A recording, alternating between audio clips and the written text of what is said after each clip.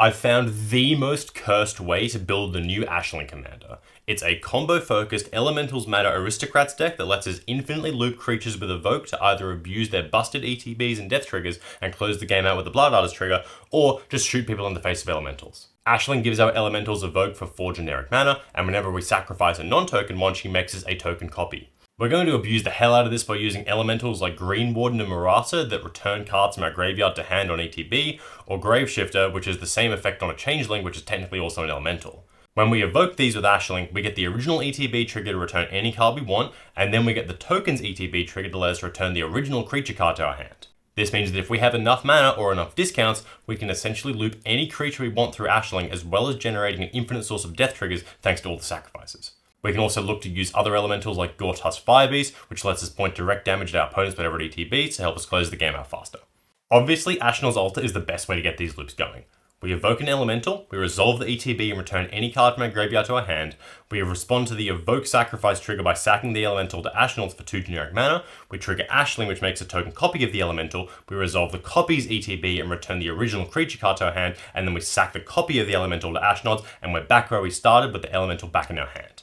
We can also do this for Food Chain, which lets us exile the token copies to make heaps of mana equal to their casting cost +1, which is perfect as long as we don't need their death triggers, and since we can just let the original die to its evoke trigger. We can also do this for cost discounts like Heartless Summoning, which makes our creatures cost 2 less, Urza's Incubator naming elementals for the same effect, or the Sibsing Ceremony, which actually destroys our creatures and makes us a 2/2, which we can then sack for mana as well.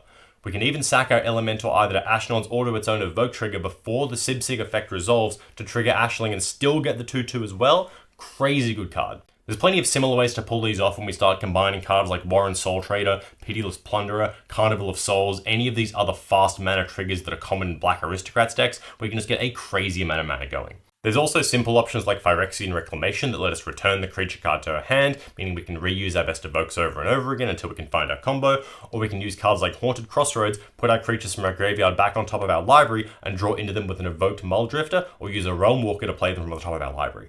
Since we're in Wooburg, we also have access to all the best tutors. There's also some unique elemental tech like Flamekin Harbinger, which will let us tutor any elemental, meaning we can be grabbing combo pieces or interaction or whatever we need. We can use Animar, who is also an elemental. As soon as we have 4 counters on him, all of our evokes of Ashling are free. And we can also use cards like Teysa Karlov, who will not only double all of Ashling's triggers since they come from sacrifices, but will also double all of our Aristocrats effects and all of our Leave the Battlefield based evoke interaction from our elementals.